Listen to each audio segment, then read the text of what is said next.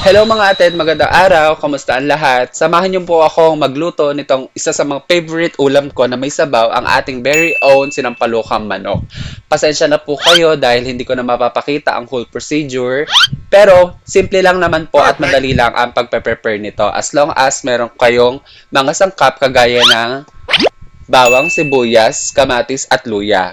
Make sure na may luya po kayo dahil ito po ang magbibigay ng distinct taste at magtatanggal ng lansa ng ating manok.